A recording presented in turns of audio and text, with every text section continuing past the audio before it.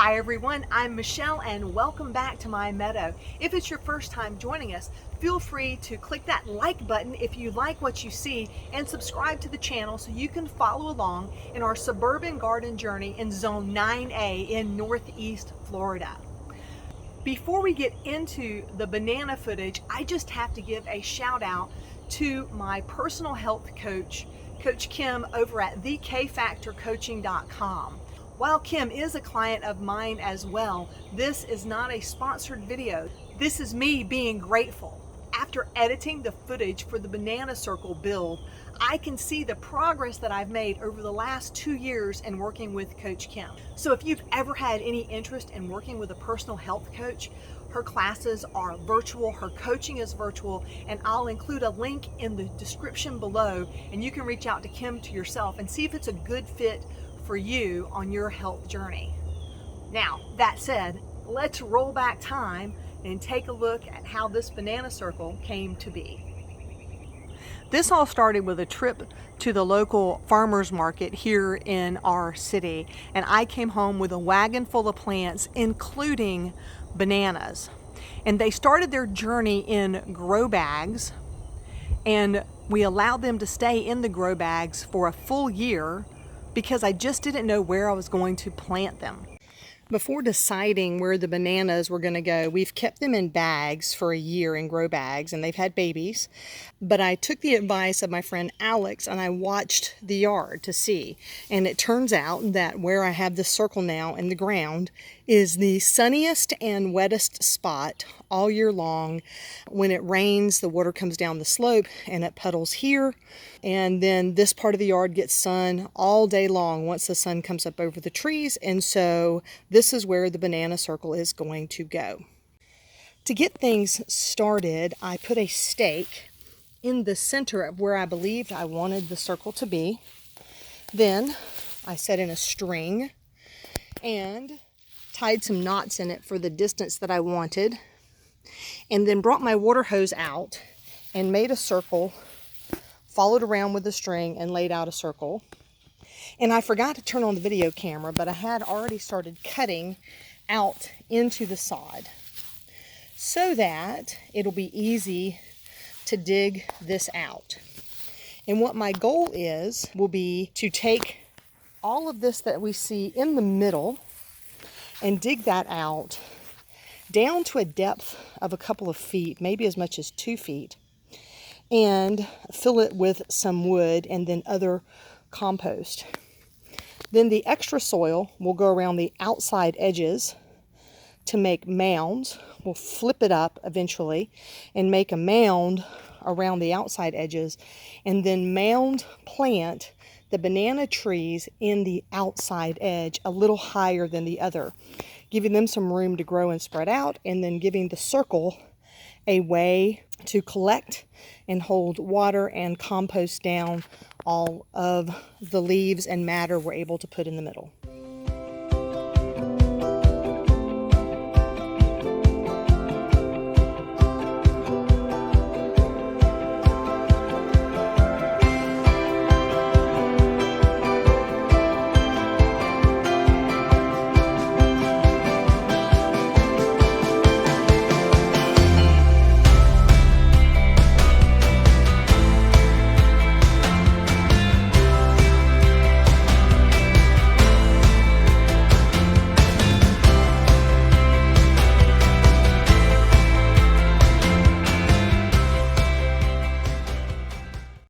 Before the rain started, and we only had rain for just a few minutes, before the rain started, I got this far digging out the grass, and I threw some logs and some buckets in here just to make sure anyone passing through the yard didn't fall in.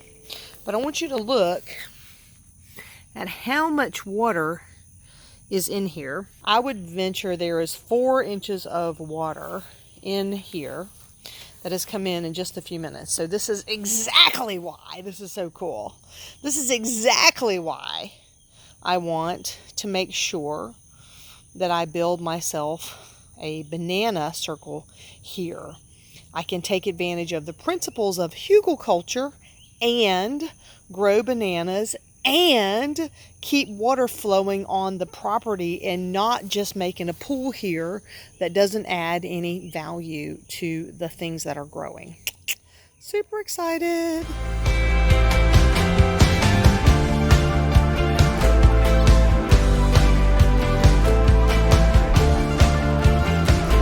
Well, now part 2 is done. Part 1 was just laying out the perimeter of the circle and getting that dug. Now I have actually finished digging up the turf. I had hoped I wouldn't be digging the cuts manually. I found an edger online, but unfortunately I can't get it to start now, and time's a waste, and we got to get these projects done. So I'll turn the camera around so you can see what we have going on.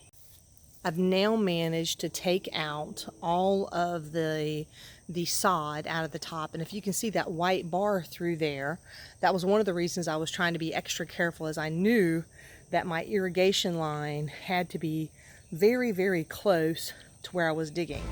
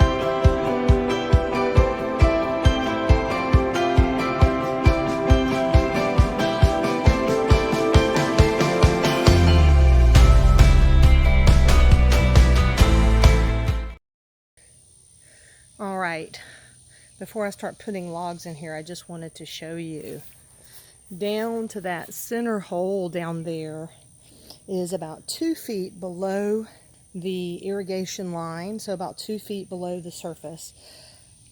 I am not going to go in a complete 2 feet all the way around, so I've got 2 feet in the middle, then I'm about 18 inches around the edge, and then I'm going to be about 10 or 12 inches around the top edge. So it's going to be tiered instead of trying to build a 2 foot deep area all the way through. I don't think that's going to be practical for me. And what I have done is I have made it to the clay layer, like, well, this one's not, but I have picked up pieces of this that when you do that, it just makes and stays together like clay. So I do have some clay, clearly clay in here, and that may be part of the reason the water doesn't drain. And I will tell you that other than right at the surface, I am not running into any earthworms, so I'm looking forward to turning this into a little paradise for the earthworms and the other creatures that help make our yards and our gardens so very beautiful. With older pieces of wood, like what we have here, the expectation is they're beginning to decompose, but as they decompose, they're really spongy. And they will soak up and hold water. As the water drains from the property into this area, what water doesn't eventually go back into the earth will store in the pieces of wood. And as the earth dries around it, the water will wick out of the wood and then help to water the banana trees around there, help with the composting that's going on the surface, and give me a way to reduce some of the runoff from the property. because this area right here, when it rains, and I know I talked about this earlier, but when it rains, we have a puddle from past the pitchfork all the way down to here. So much so that we even dug last year a French drain that follows along the edge of this bed. And so the French drain does an amazing job moving water back toward the creek. I'm going to take this largest one here and try to place it down in the middle. Actually, I'm going to toss it in. I'm not going to place it. I'm going to toss that down in the middle. And I'm going to go down and try to stand it up and then move some of these other pieces down around with it.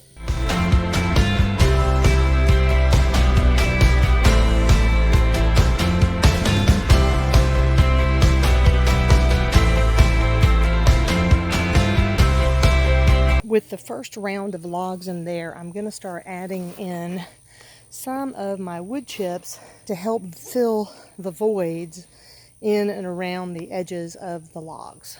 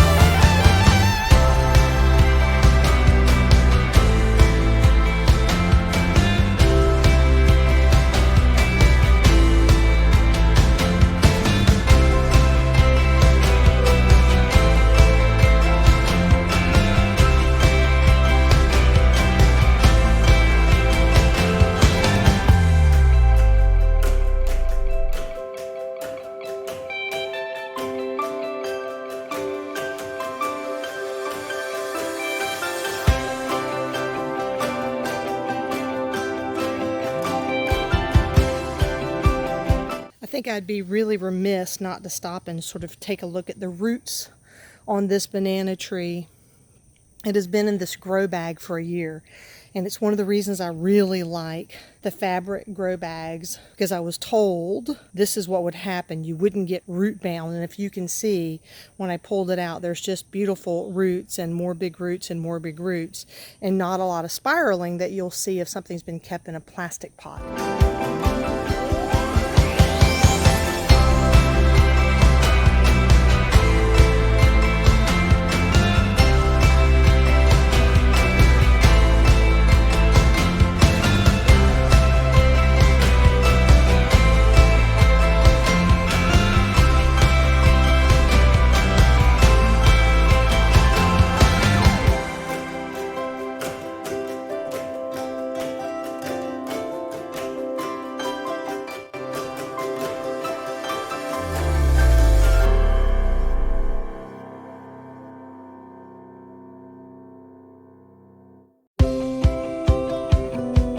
Let's talk a little bit about what I did just there. You saw me cut away some soil from the sod because I saw a few spots around some of the banana trees that just needed a little more soil, and I'm all out of my M3 mix. I'm all out of compost. I'm all out of cow manure. So I wanted to just take advantage of a little bit of the topsoil and patch some spots. Next, you saw me place the grass upside down in the mound. The goal of the banana circle is to really create a mound situation all the way around. And so while I mounded all of the trees, I didn't want to turn the sod face up because it'll keep growing grass. But my belief is, remember guys, I'm new at this, is that when I turned the sod upside down, it already had some good topsoil underneath it. If I cover this appropriately with mulch, and I'm going to go through and make sure I have all of the grass tucked in. I can see some here. When I cover this with mulch, the sod will die and compost on site. And so I've used that in between the mound places so that the bananas can have a place to grow into, and so that more compost can be made in place.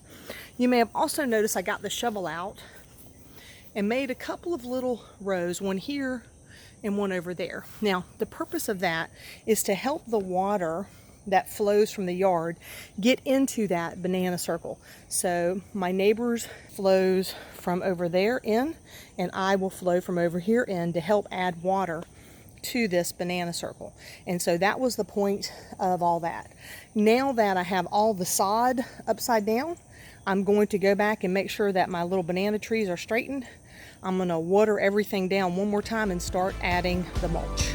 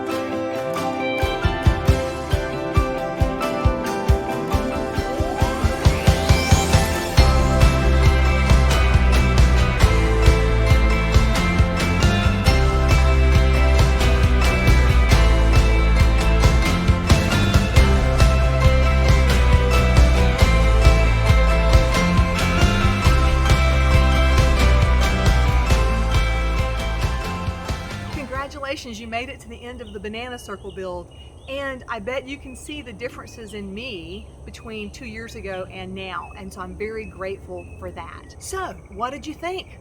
The banana circle seems to be thriving in the place that we picked here in our suburban garden. Thanks for watching, my friends, and if you have any questions, feel free to put them in the comments below, and I'd be happy to answer them. Until next time, please wear your sunscreen and drink plenty of water. Have a fantastic day.